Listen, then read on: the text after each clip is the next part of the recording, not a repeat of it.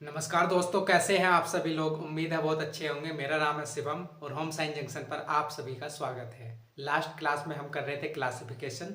Classification के दो type हमने कर लिए थे कंप्लीट अपने। पहला टाइप था आपका अल्फाबेटिक और सेकंड टाइप था आपका नंबर टाइप। तो दोनों टाइप के हमने क्वेश्चन भी किए और अच्छे से समझा भी।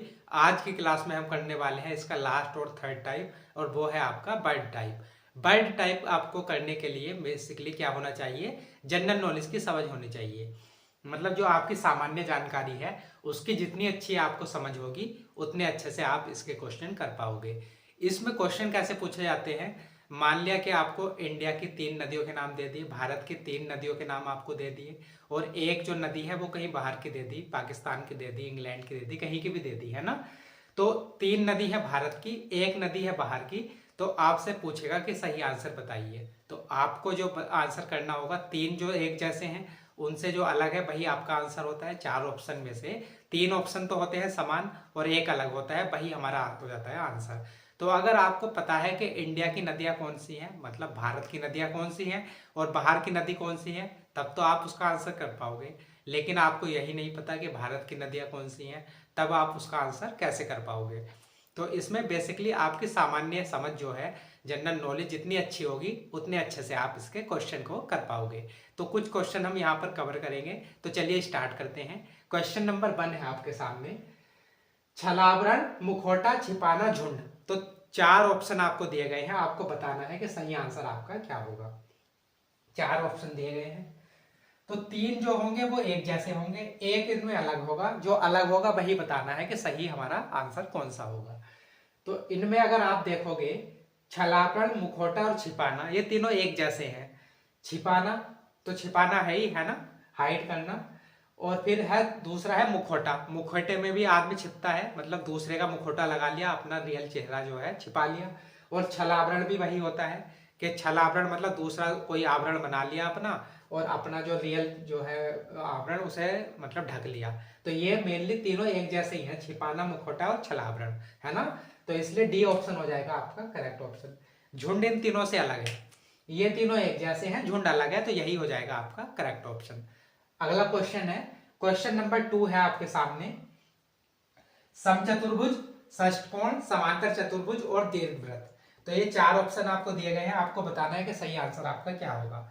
समचतुर्भुज, षष्ठकोण, समांतर चतुर्भुज और दीर्घवृत्त।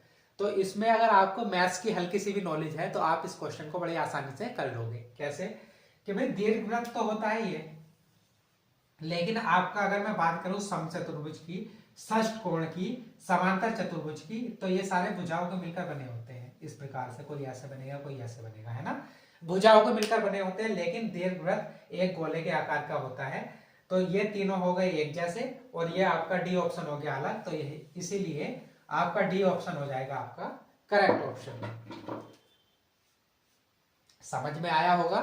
चलिए अगला क्वेश्चन देखते हैं। नेक्स्ट क्वेश्चन है आपके सामने, क्वेश्चन नंबर 3। क्वेश्चन नंबर 3 है, कार्बोहाइड्रेट, ऊर्जा, प्रोटीन और विटामिन। तो 4 ऑप्शन है, आपको बताना है। यहां पर अगर आपको थोड़ी सी साइंस की समझ है ना, तब आप इस क्वेश्चन को कर लोगे। तो बेसिकली मोटी मोटी बात यही है, जितनी अच्छी जनरल नॉलेज की आपको समझ होगी उतने अच्छे से आप इस क्वेश्चन को कर पाओगे। तो कार्बोहाइड्रेट है, ऊर्जा है, प्रोटीन है और विटामिन है। आपको बताना है कि सही आंसर आपका क्या होगा। तो अगर मैं यहां बात करूं, कार्बोहाइड्रेट, प्रोटीन और विटामिन, ये सारे के सारे क्या है, ऊर्जा के स्रोत हैं। ये सारे के सारे ऊर्जा के स्रोत हैं, तो इसलिए बी ऑप्शन हो जाएगा आपका करेक्ट ऑप्शन। कार्बोहाइड्रेट से भी हमें ऊर्जा मिलेगी, प्रोटीन से भी ऊर्जा मिलती है और विटामिन से भी ऊर्जा मिलती है। तो अगर मैं इसे वेन डायग्राम के रूप में आपको समझाना चाहूं, तो ये तो हो गया आपका भाई बड़ा वाला गोला जो हो गया, ये किसका हो गया, ऊर्जा का हो गया। इसमें ये हो गया कार्बोहाइड्रेट, ये हो गया आपका क्या, प्रोटीन, और ये हो गया विटामिन। तो ये सारे के सारे ऊर्जा के अंदर है ना, कि मतलब कार्बोहाइड्रेट, प्रोटीन, विटामिन, इन सबसे हमें ऊर्जा प्राप्त होती है। तो इसलिए बी ऑप्शन हो गया इनका करेक्ट ऑप्शन। समझ में आया।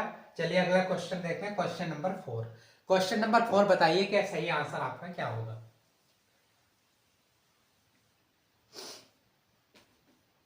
तो क्वेश्चन नंबर 4 है आपके सामने, भूमि विज्ञान, भूकंप विज्ञान, शब्दावली और हृदय रोग विज्ञान। 4 ऑप्शन है।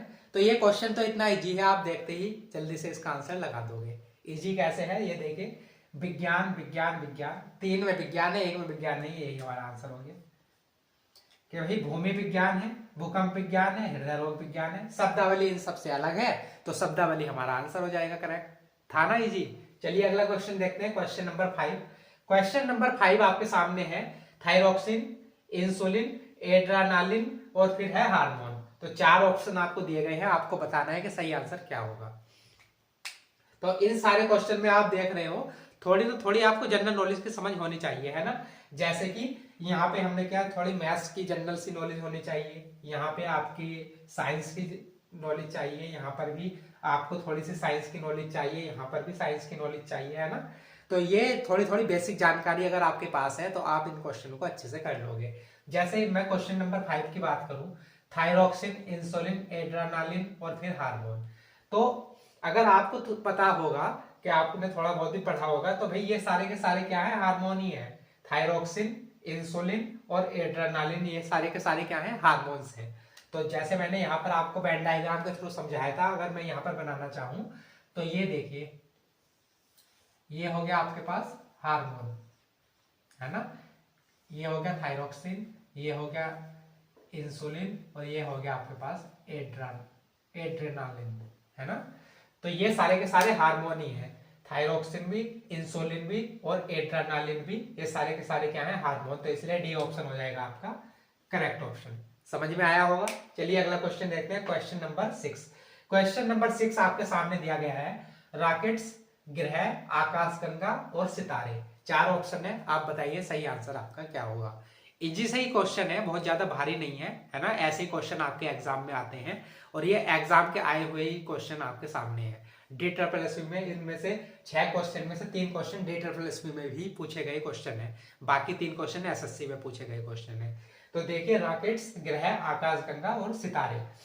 तो यहाँ पर अगर मैं बात करूं कि भाई ये तीनों के तीनों ऑप्शन बी सी डी, ये तीनों के तीनों एक जैसे हैं, ऑप्शन ए अलग है। अलग कैसे है, ग्रह, आकाशगंगा, सितारे ये सारे के सारे क्या है, नेचुरल हैं या फिर प्राकृतिक हैं। ग्रह भी प्राकृतिक हैं, आकाशगंगा भी प्राकृतिक हैं और ये आपके सितारे भी प्राकृतिक हैं। लेकिन अगर रॉकेट्स की बात अगर आप करोगे तो ये क्या है, मैन मेड है या फिर मानव द्वारा निर्मित है। तो यही हो जाएगा आपका करेक्ट ऑप्शन। ये सारे नेचुरल हैं और ये क्या है भाई, मैन मेड है। तो इसलिए ए ऑप्शन हो गया करेक्ट ऑप्शन। समझ में आया होगा। तो अगला क्वेश्चन देखते हैं, क्वेश्चन नंबर 7 है आपके सामने, कौशल, वजन, स्मृति और बुद्धिमत्ता। तो 4 ऑप्शन दिए गए हैं, आपको बताना है कि सही आंसर आपका क्या होगा। कौशल, वजन, स्मृति और बुद्धिमत्ता। तो आप इन चारों ऑप्शन को अगर ध्यान से देखोगे तो कौशल, स्मृति और बुद्धिमत्ता ये तीनों के तीनों किससे, माइंड से रिलेटेड है ना, दिमाग से रिलेटेड है। कौशल भी, बुद्धिमत्ता भी और स्मृति भी। वजन इन सब में अलग है, तो इसलिए बी ऑप्शन हो जाएगा आपका करेक्ट ऑप्शन। अगला क्वेश्चन है क्वेश्चन नंबर 8, बिगाड़ना, वृद्धि, अग्रिम, प्रगति। तो ये 4 ऑप्शन आपको दिए गए हैं, इनमें से बताना है कि सही आंसर आपका क्या होगा। तो भाई बिगाड़ना, वृद्धि, अग्रिम और प्रगति, इन चारों में आप देखोगे तो बड़ी आसानी से आपको समझ में आ जाएगा। वृद्धि, अग्रिम और प्रगति ये तीनों के तीनों पॉजिटिव वर्ड हैं, तीनों के तीनों एक जैसे वर्ड हैं, वृद्धि भी, अग्रिम भी और प्रगति भी। लेकिन बिगाड़ना इन तीनों से अलग है, मतलब ये निगेटिव वर्ड है, यही हो जाएगा आपका करेक्ट ऑप्शन। क्वेश्चन को करने का तरीका एक क्या होता है, एक तो जनरल नॉलेज तो आपका बेसिक चीज है ही, दूसरा है कि भाई अगर आपको किसी का मतलब भी नहीं पता, जैसे 4 ऑप्शन आपको दिए गए थे, 4 शब्द आपको यहाँ दिए गए हैं और आपको इनमें से किसी 1-2 का मतलब पता नहीं है ना, तो उसे पॉजिटिव निगेटिव करके भी अपने आंसर तक पहुंचा जा सकता है। जैसे वृद्धि, अग्रिम और प्रगति ये तीनों के तीनों क्या है, पॉजिटिव वर्ड है ना। और लेकिन ये आपका बिगाड़ना जो है ये निगेटिव वर्ड है एक तरीके से, तो ये पॉजिटिव है तो तीनों एक जैसे हो गए और ये अलग है, तो इसलिए ए ऑप्शन हो गया हमारा करेक्ट ऑप्शन। समझ में आया होगा। चलिए अगला क्वेश्चन देखते हैं, क्वेश्चन नंबर 9 है आपके सामने, मुंबई, रांची, अहमदाबाद और रायपुर। तो बताइए आप कि इसमें सही आंसर आपका क्या हो जाएगा। मुंबई, रांची, अहमदाबाद, रायपुर। तो यहां पर आप देखोगे मुंबई और आपका रांची और अहमदाबाद ये तीनों एक जैसे हैं। एक जैसे किस सेंस में है भाई, मुंबई महाराष्ट्र की राजधानी क्या है, मुंबई है, और आपकी झारखंड की राजधानी क्या है, रांची है, और गुजरात की राजधानी है अहमदाबाद, और ये जो है आपका रायपुर, ये झारखंड की एक क्या है, सिटी है ना। तो इसलिए डी ऑप्शन हो गया आपका करेक्ट ऑप्शन। ये सारे के सारे क्या है, स्टेट है या फिर राजधानियां हैं, और ये एक सिटी है, तो इसलिए ये इन तीनों से अलग है, तो डी ऑप्शन हो गया हमारा करेक्ट ऑप्शन।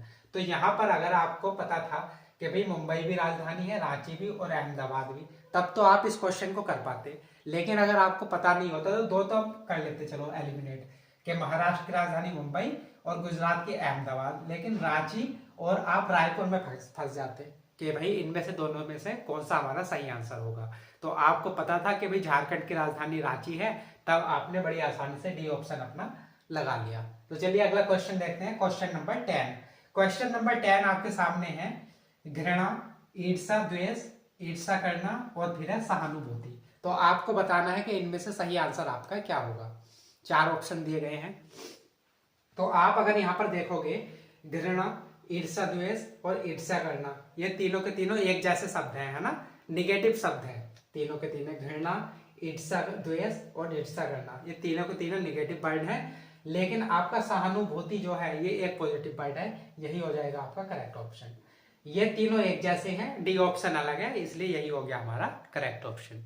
अगला क्वेश्चन देखते हैं, क्वेश्चन नंबर 11 है आपके सामने, उथल पुथल, विवाद, व्याकुलता और शांति। तो 4 ऑप्शन है, आपको बताना है कि सही आंसर आपका क्या हो जाएगा। उथल पुथल, विवाद, व्याकुलता, शांति, तो बड़ा आसान सा क्वेश्चन है आपके सामने ये।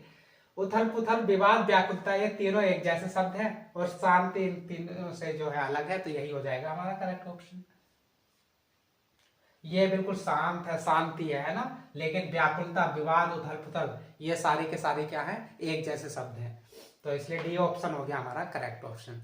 नेक्स्ट क्वेश्चन देखते हैं, क्वेश्चन नंबर 12 है आपके सामने, मार्गदर्शक, प्रशिक्षक, स्वामिनी और फिर है पथ प्रदर्शक। तो 4 ऑप्शन है, आपको बताना है कि सही आंसर आपका क्या हो जाएगा। तो आप यहाँ पर देखोगे, मार्गदर्शक, प्रशिक्षक और फिर है पथ प्रदर्शक, ये तीनों के तीनों क्या है भाई, एक जैसे शब्द है, ये तीनों के तीनों एक जैसे हैं, लेकिन स्वामिनी ये अलग है, तो यही हो जाएगा आपका करेक्ट ऑप्शन। स्वामिनी है ना, स्वामिनी आप कहें तो क्या किसे कह सकते हैं, वाइफ को भी कह सकते हैं एक प्रकार से, स्वामिनी है ना, मिस्ट्रेस, इंग्लिश में बोले तो मिस्ट्रेस या फिर स्वामिनी। तो मार्गदर्शक और प्रशिक्षक और पथ प्रदर्शक, तो ये तीनों के तीनों क्या है भाई, गाइड है एक प्रकार से, है ना, गाइड करते हैं किसी को, तो ये तीनों एक जैसे हैं, स्वामिनी अलग है, तो यही हो जाएगा हमारा करेक्ट ऑप्शन। तो चलिए अगला क्वेश्चन देखते हैं। अगला क्वेश्चन है क्वेश्चन नंबर 13 आपके सामने, सराहना, आलोचना, सम्मान और प्रशंसा। तो इजी सा क्वेश्चन है, आप बताइए सही आंसर आपका क्या होगा। आप चारों शब्दों को ध्यान से देखोगे, सराहना, आपका सम्मान और प्रशंसा, ये तीनों के तीनों पॉजिटिव वर्ड्स हैं, या फिर कहें एक जैसे शब्द हैं, और लेकिन आलोचना एक निगेटिव वर्ड है, तो इसे यही हो जाएगा आपका करेक्ट ऑप्शन। सराहना, सम्मान और प्रशंसा तीनों एक जैसे हैं, आलोचना अलग है, तो यही हो जाएगा हमारा करेक्ट ऑप्शन। चलिए अगला क्वेश्चन देखते हैं, क्वेश्चन नंबर 14। क्वेश्चन नंबर 14 है, मंत्री, निदेशक, महापौर और फिर है वक्ता। तो यहां पर आप देखोगे, मंत्री, निदेशक, महापौर, ये क्या है भाई, एक जैसे शब्द है। महापौर आपने सुना होगा, इलेक्शन भी होता है महापौर का, है ना। मंत्री भी, निदेशक भी और महापौर भी, ये तीनों एक जैसे हैं, लेकिन वक्ता या फिर कहें स्पीकर, ये चारों में अलग है, तो यही डी ऑप्शन हो जाएगा आपका करेक्ट ऑप्शन। तो समझ में आया होगा कि आपका वर्ड टाइप जो था आपका ओड वन आउट में या फिर क्लासिफिकेशन में कहें तो आपको थोड़ी सामान्य जानकारी या फिर जनरल नॉलेज की समझ होनी चाहिए, तभी आप इन क्वेश्चन को अच्छे से कर सकते हैं। तो ये हमारा जो है क्लासिफिकेशन टॉपिक हुआ आज कंप्लीट। कल की क्लास में मिलते हैं नए टॉपिक के साथ, तब तक के लिए नमस्कार। वीडियो अच्छी लगी है तो लाइक कर देना, शेयर कर देना। धन्यवाद।